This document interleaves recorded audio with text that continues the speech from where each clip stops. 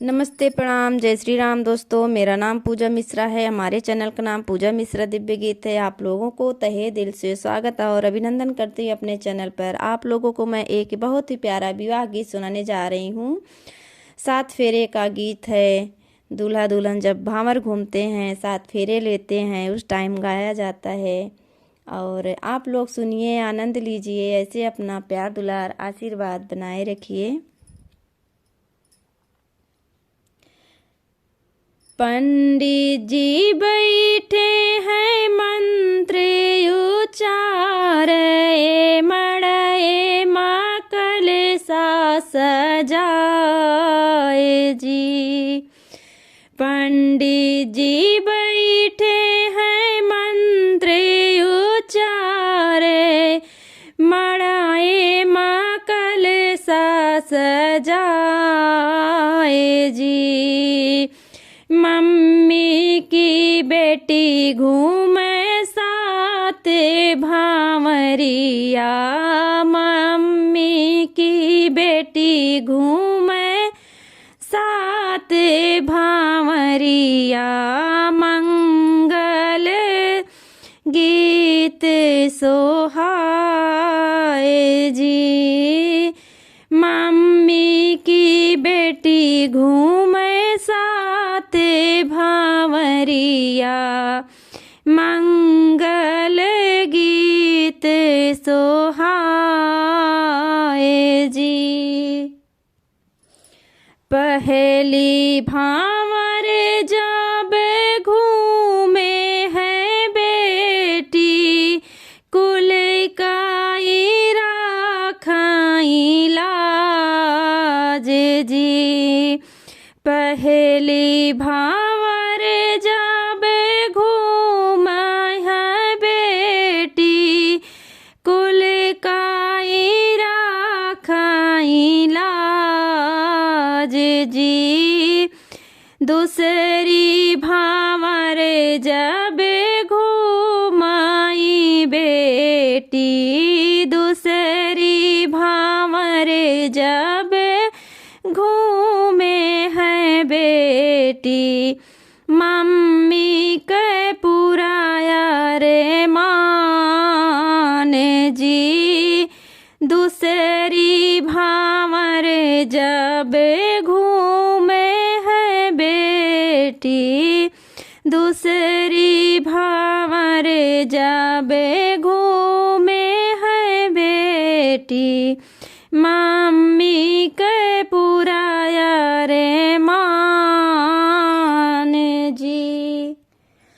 तीसरी भांवर जब घूमे है बेटी, मनवा में होई उदास जी।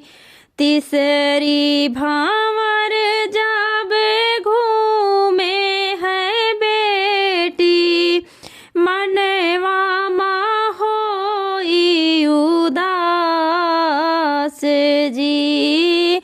चौथी भांवर सेवा सास ससुर की, चौथी भांवर सेवा सास ससुर की, चरणों में शीस नवाए जी।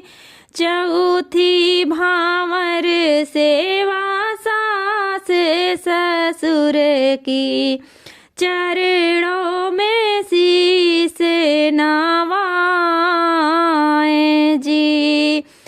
पांचवी भांवर परमेश्वर कई बेटी, धर्म की छोड़ो नायास जी।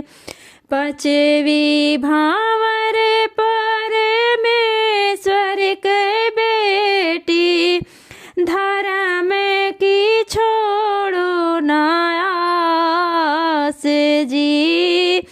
छठे भांवर तुम्हें नायो बेटी, छठवे भांवर तुम नायो बेटी। बेटी जीवन भरे अभिमान जी। छठवे भंवर तुम नायो बेटी जीवन भरे अभिमान जी। सतवां भंवर प्रियतम कई बेटी जन्म जन्म यही बात जी। सतवां भंवर प्रियतम कई बेटी जन्म जन्म यही बात जी। सतवां भंवर प्रियतम कई बेटी जन्म जन्म यही बात जी।